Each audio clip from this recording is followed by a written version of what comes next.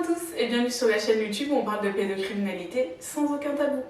Aujourd'hui, j'ai décidé de vous révéler l'un de mes plus grands secrets ou l'une des choses que j'arrive le mieux à cacher dans mon quotidien concernant le stress post-traumatique, c'est mon hypersensibilité au bruit.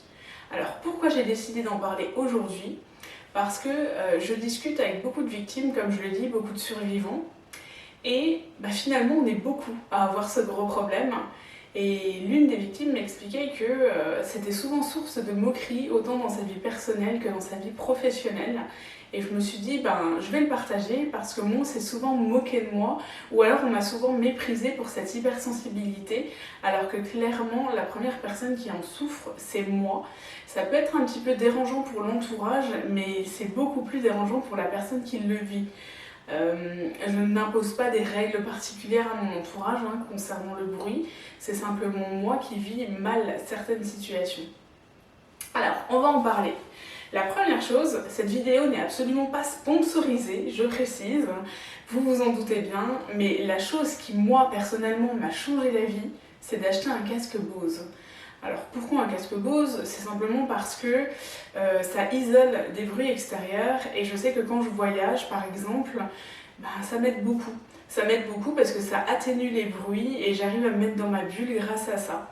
Alors moi, c'est ma petite astuce, je sais que ça vaut son prix, mais en tout cas, si jamais vous avez l'habitude de prendre le train, que vous le vivez mal, etc., parce que vous êtes en hypervigilance tout le temps et que vous avez besoin d'entendre votre environnement extérieur, mais pas forcément amplifié, voire ne pas l'entendre du tout, voire quasiment pas, achetez-vous un casque Bose. Clairement, moi, ça a été ma solution miracle pour les transports.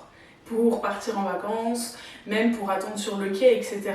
Alors pourquoi? C'est la petite astuce parce que les gens pensent que vous écoutez de la musique alors que vous n'êtes pas forcé d'avoir quelque chose dans le casque pour atténuer le bruit. Si jamais vous n'êtes pas convaincu, allez faire des essais en magasin, je vous promets, vous allez être convaincu. Moi, mon casque Bose m'a changé la vie, je n'arrête pas de le dire, mais c'est vrai. Alors, d'où vient mon hypersensibilité au bruit? C'est très simple, c'est tout bête. Je suis en hypervigilance en permanence, ou quasiment en permanence, et du coup, mon ouïe s'est beaucoup plus développé que la normale. Ça arrive chez beaucoup de victimes de stress post-traumatique. Moi, c'est l'ouïe qui s'est développée pour en fait que j'arrive à me défendre, que j'arrive à comprendre mon environnement extérieur. Et par exemple, dans ma maison, je connais exactement chaque bruit et je suis capable de dire si un bruit est anormal. C'est comme ça, moi en tout cas ça s'est manifesté comme ça chez moi et ça a créé une hypersensibilité au bruit. Alors qu'est-ce que ça change dans ma vie au quotidien? On va en parler dans cette vidéo. Je vous ai fait une liste non exhaustive des bruits qui vraiment me tapent sur le système et peuvent en fait engendrer des crises d'angoisse ou d'anxiété. Et il faut des petites astuces au quotidien pour réussir en gros à relever des défis en permanence. Et voilà ce qu'induit le bruit chez moi, c'est qu'en gros ça me fait des défis permanents. Et malheureusement, il y a beaucoup de bruits qui paraissent banals ou lambda, qui pour moi ne le sont absolument pas. Et pire que ça, je suis tellement sensible au bruit qu'il y a des bruits que la plupart des personnes n'entendront pas, mais qui moi vont me pourrir mon quotidien. On va en parler. La deuxième chose, c'est que souvent, quand on a une hypersensibilité au bruit, on est stigmatisé. Les gens nous prennent pour des fous, alors que clairement, on n'est pas fous. C'est juste que nous, on doit vivre avec ça. Et je suis pas toute seule sur Terre, et d'ailleurs, il n'y a pas que les victimes de stress post-traumatique, mais malheureusement, c'est lié au stress post-traumatique pour les victimes d'inceste. Du coup, j'ai fait une liste de tous les bruits quotidiens qui peuvent déranger. Alors je suis allée du bruit le plus banal jusqu'à des bruits qui sont un petit peu plus poussés pour vous montrer à quel point votre environnement ou mon environnement peut devenir agressif pour moi et tout ce que je dois faire au quotidien pour éviter ça. Et clairement, il faut que ma maison soit safe, donc dans ma maison, il n'y a aucun de ces bruits. Ou en tout cas quand je dors, etc., j'ai besoin qu'il n'y ait aucun de ces bruits au quotidien autour de moi. C'est parti pour ma liste, n'ayez pas peur. Alors, les aiguilles des horloges, ça c'est énorme, c'est vraiment un truc qui me tape réellement sur le système, et genre un truc bien énorme. C'est... À un moment donné, on nous avait offert une horloge avec trois engrenages, je trouvais plus le terme. C'était une catastrophe parce que j'entendais et les engrenages qui ne tournaient pas forcément en même temps, ni dans le même sens, ni à la même fréquence, et en plus j'entendais les aiguilles. Autant vous dire qu'on a très rapidement enlevé les piles de cette horloge. Parce que j'arrivais pas par exemple à regarder la télé ou à être sur le canapé en ayant ce bruit derrière moi. Ça peut paraître banal, mais pour moi ça l'était pas et clairement ça n'allait pas du tout. Ensuite, les conversations des voisins à l'extérieur de ma maison. Ma maison est très bien isolée, on n'est pas à côté de la route, et pourtant, comme j'ai cette hypersensibilité au bruit et mon ouïe qui est un petit peu plus développée que la normale, il m'arrive même des fois d'entendre ce que disent les gens à l'extérieur de ma maison. Alors que comme je le dis, je ne suis ni collée à la route, notre maison est isolée et on a du double vitrage, et je précise que c'est pas du tout un problème d'isolation ou autre, parce qu'en fait, ces bruits-là, ces conversations-là, moi je les entends, alors que Simon ne les entend absolument pas. Et moi, c'est dérangeant pour moi quand je dors. Naturellement, au quotidien, comme je bouge ou autre, c'est pas dérangeant, parce que je ne dors pas. Mais quand je dors, des voisins qui parlent à 6h du matin ou autre dans l'impasse, moi, ça peut me réveiller. Ça peut paraître fou, mais c'est comme ça. Ensuite, j'ai marqué, je ne vous parle même pas des outils motorisés pour le jardin. Ça, c'est une catastrophe quand en fait il y a un voisin qui tond la pelouse et après il y en a un autre qui tond la pelouse, et moi dans ma tête je me dis mais punaise, ils peuvent pas tous tondre leur pelouse en même temps. Ça peut vous paraître bête et en fait intolérant, mais c'est quelque chose qui, ce bruit de fond en permanence, qui est très fatigant pour moi.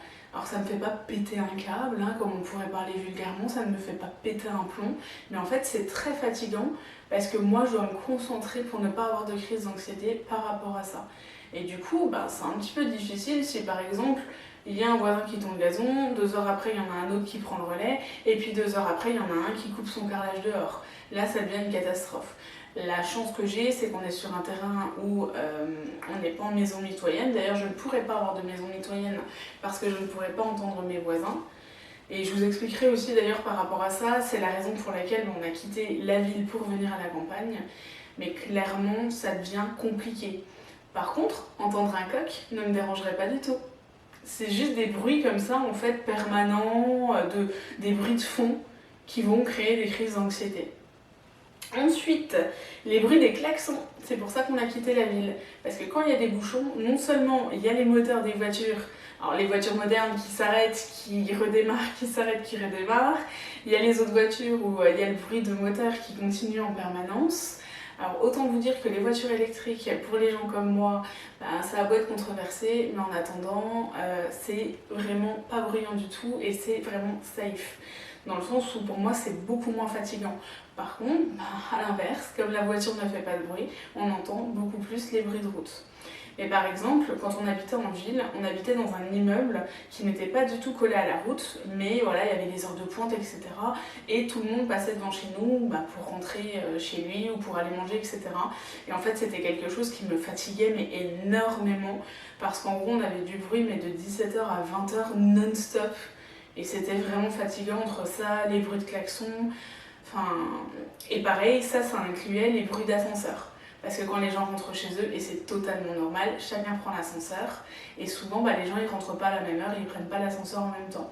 Donc nous on était 12 appartements dans l'immeuble, autant vous dire que de 17h à 20h ça ne s'arrêtait pas. Et l'ascenseur avait beau être collé à notre entrée, donc pas du tout à notre chambre, et notre chambre était vraiment au fond du couloir, je l'entendais à fond. Et c'est comme ça, vous êtes en hypervigilance, donc le moindre petit bruit, vous l'entendez, malheureusement. Ensuite, les bruits au-dessus de ma tête. Je ne supporte pas d'entendre quelqu'un qui marche au-dessus de ma tête. Alors, pourquoi ? Parce qu'en fait, ce bruit, alors qu'il ne va pas forcément être permanent, peut masquer d'autres bruits. De toute façon, tous ces bruits-là, j'y suis sensible pour une seule et bonne raison, c'est que j'ai peur que ça couvre d'autres bruits. Alors pourquoi ? Parce que mon agresseur arrivait toujours doucement dans mon environnement. Donc si par exemple on était en repas de famille et qu'il y avait énormément de brouhaha, de rire, etc., lui il m'attrapait, puis en fait j'avais pas le temps de l'entendre arriver derrière moi. Quand il venait la nuit, je me souviens que j'avais un lit en mezzanine. Il montait l'échelle en fait mais tellement doucement, et moi j'étais enfant, j'étais vraiment dans mon sommeil, si bien que quand j'ouvrais les yeux, en fait il était déjà là en train de me regarder. Et même rien que de vous en reparler là maintenant, ça me met des frissons, parce qu'en fait chaque bruit parasite me rappelle ce genre de souvenir. Et voilà pourquoi chez moi ça crée de l'anxiété. Ce sera pas forcément exactement la même chose chez d'autres personnes. Attention, donc quelqu'un qui est sensible au bruit comme moi, je suis peut-être la relou de service pour certains, mais c'est à cause de tout ça aussi. C'est parce que j'ai été traumatisée par rapport à certaines choses et en gros je veux entendre mon environnement. J'arrête pas de l'expliquer, mais c'est totalement ça, concrètement. Ensuite, la musique trop forte avec des basses aussi trop prononcées. Pour moi, c'est très compliqué d'avoir les basses parce qu'en fait, ça masque vraiment beaucoup de sons. Et j'ai vraiment l'impression qu'à chaque basse, ça me coupe une partie de mon environnement et c'est paradoxal parce que quelque part, je n'aime pas le bruit, mais j'aime quand même entendre les bruits normaux de mon environnement. Donc voilà. Ensuite, la musique forte en général parce que je ne maîtrise pas mon environnement. Et il y a quelque chose que j'ai encore noté, les musiques de fond des supermarchés. Et surtout, vous savez les bip bip aux caisses. Quand vous passez aux caisses, chaque article, ça fait un bip. Sauf que quand vous êtes en hypermarché, chaque caisse fait ses propres bruits. Donc à chaque fois vous avez des bips en décalé, etc. Pour moi, c'est une catastrophe, c'est hyper fatigant et c'est pour ça que d'ailleurs la plupart du temps je fais des drives. Parce que être en hypermarché ou en supermarché, c'est très fatigant pour moi. Et d'ailleurs, on parle des musiques de Noël parce que là on va bientôt arriver dans la période. Et bien en fait, ça, quand moi je travaillais en galerie commerciale, j'ai travaillé en galerie commerciale au total pendant 5 ans.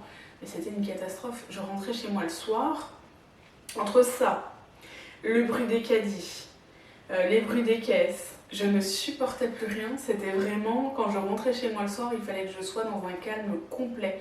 Donc quand on habitait en immeuble, c'était juste plus possible pour moi. Après, dites-moi si vous aussi vous êtes pareil ou si vraiment je suis complètement folle, hein. Vous avez le droit de me le dire aussi. Hein. Après, j'ai noté aussi autre chose qui peut paraître bête, c'est les bruits des chargeurs de téléphone, vous savez, à induction quand vous posez votre téléphone dessus. Ça, je supporte absolument pas. C'est comme le bruit des multiprises et comme le bruit des appareils électroniques qui sont en veille. Tout ça, je ne supporte pas. Donc j'ai besoin que les appareils soient débranchés ou en tout cas ceux qui sont dans la pièce où moi je dors. Si c'est dans la cuisine ou autre, c'est pas grave du tout. Mais on avait par exemple une bouilloire qui faisait vraiment un ultrason très très très fort et on ne peut pas du tout la laisser brancher parce que c'est vraiment quelque chose qui à la longue me crée de l'anxiété. Et je suis sûre que vous avez tous un appareil comme ça chez vous et vous voyez exactement de quoi je veux parler. Et même si vous n'êtes pas hyper sensible au bruit, je sais que Simon, cet appareil-là, le dérangeait également.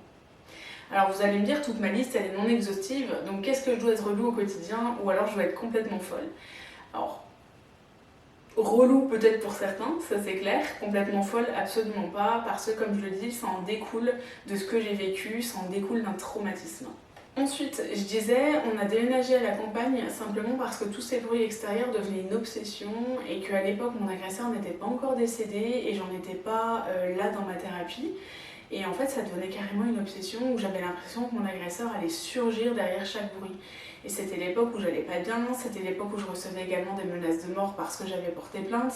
Et du coup, c'était une époque très compliquée. Et je sais que quand on arrive à la campagne, pour moi, ça a été beaucoup plus facile. Et j'ai eu un environnement vraiment apaisé. Et je crois d'ailleurs que c'est là où j'ai commencé à faire mes premières bonnes nuits de sommeil. Même si elles sont pas toutes bonnes, je sais que dans ma maison, s'il y a un bruit qui n'est pas normal, je l'entendrai.